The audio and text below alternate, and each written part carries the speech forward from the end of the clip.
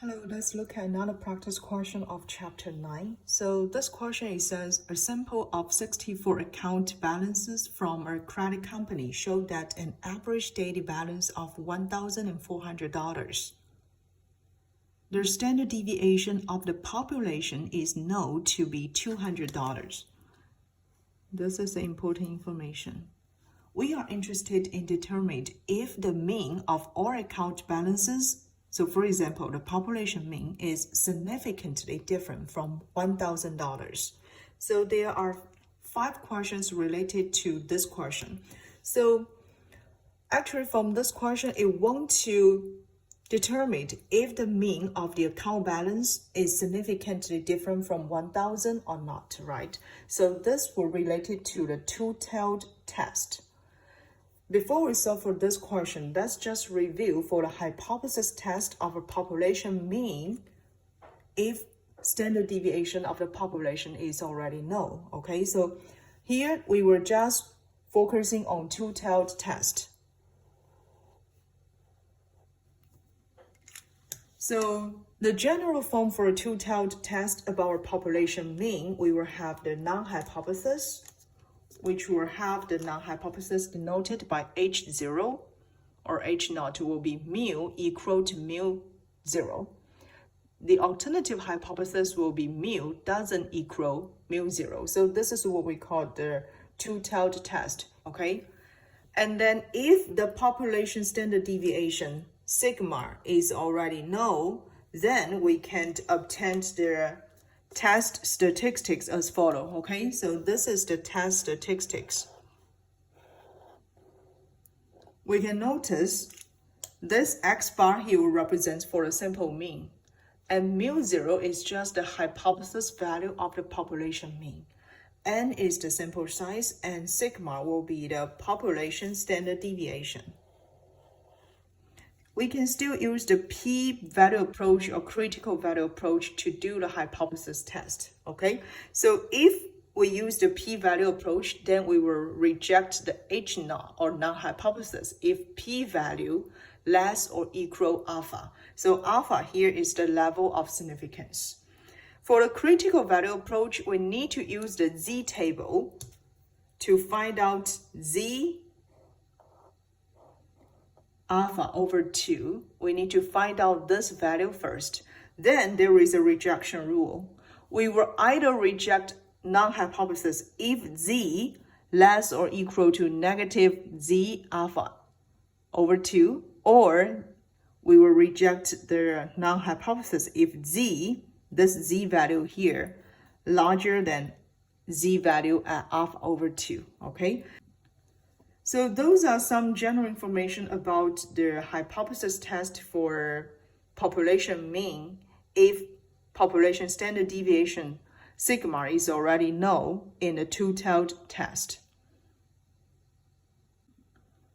So after reviewing the two-tailed test for population mean, if the population standard deviation is already known, then we can solve for the following questions. So let's see the part A. So part A asks to develop the appropriate hypothesis for this problem, okay?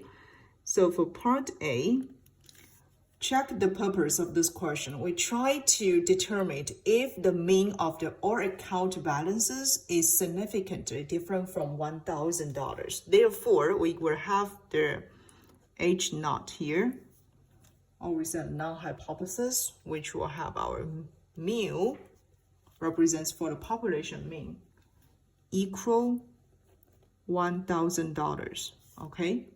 And then the alternative hypothesis will be mu doesn't equal $1,000, okay?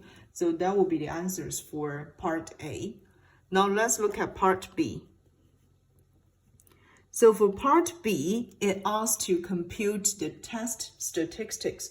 As we just reviewed, the test statistic, okay? There is a formula of a test statistic.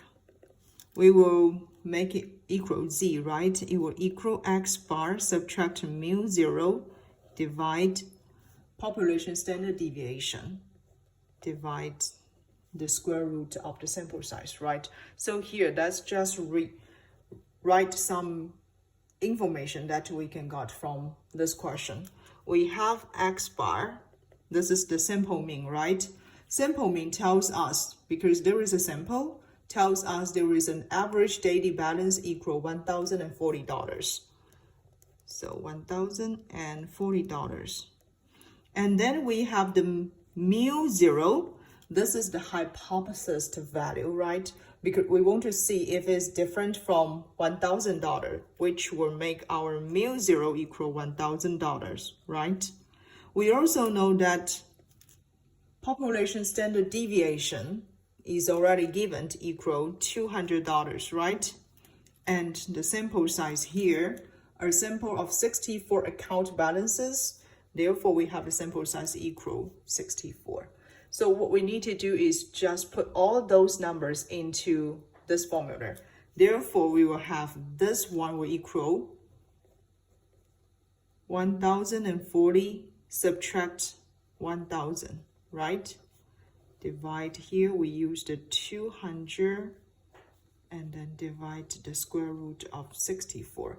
Therefore, based on this formula and based on those information, we can have the z value or a test statistics equal 1.60. Okay.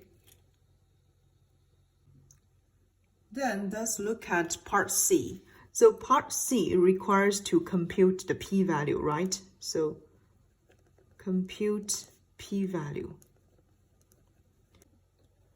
In the two-tailed test, compute the p-value should follow the 3 steps. Okay, so there are 3 steps to compute p-value. Let me just review those 3 steps, okay? So I'll just write it down. There are 3 steps to compute p-value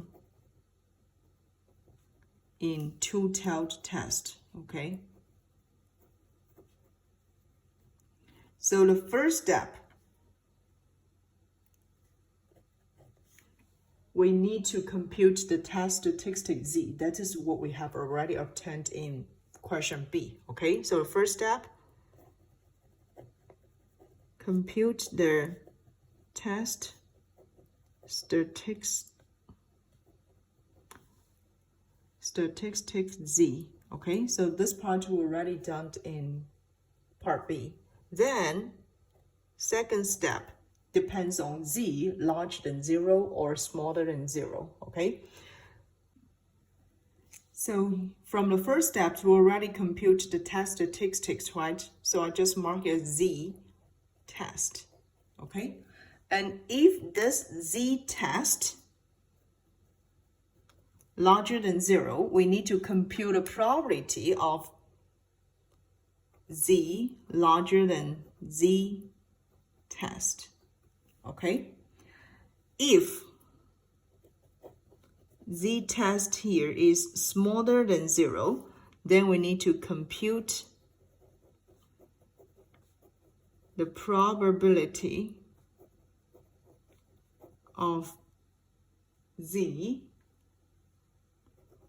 less or equal z test. And then for the third step, we need to double the probability. Double the probability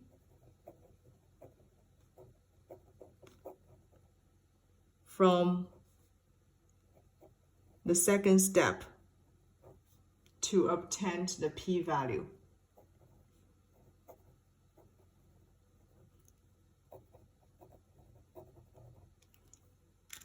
So let me just apply those 3 steps to compute the p-value for this question. From part B, we already know that the z-test, okay, equal 1.60. This is from question B, okay? Therefore, we notice this z-test larger than 0, right? So z-test larger than 0. Therefore, we need to find out the probability of z larger or equal 1.60, okay? So in order to find out this probability of z larger or equal 1.60, we notice this can write it by 1 subtract the probability that z less than 1.60, right? Therefore, in order to find out the probability of z less than 1.60, we need to go back to our standard normal distribution table. You can locate the probability for the z value equal or less 1.6, which will give us the probability equal 0.9452, okay? So what we just need to write out the number here, equal 1 subtract 0.9452. Then this will equal 0.0548. And then, according to the third step, we need to double this probability to obtain a p-value, right?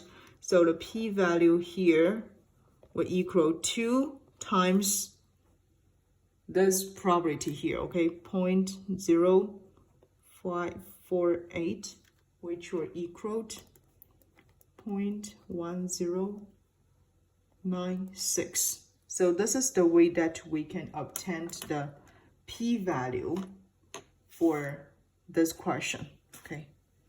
So finally, we'll have p-value here. So you can notice for the two-tailed test, to compute a p-value depends on the test statistics is positive or negative. And then after that, we need to obtain the probability first, and then double the probability from the second step to obtain the p-value.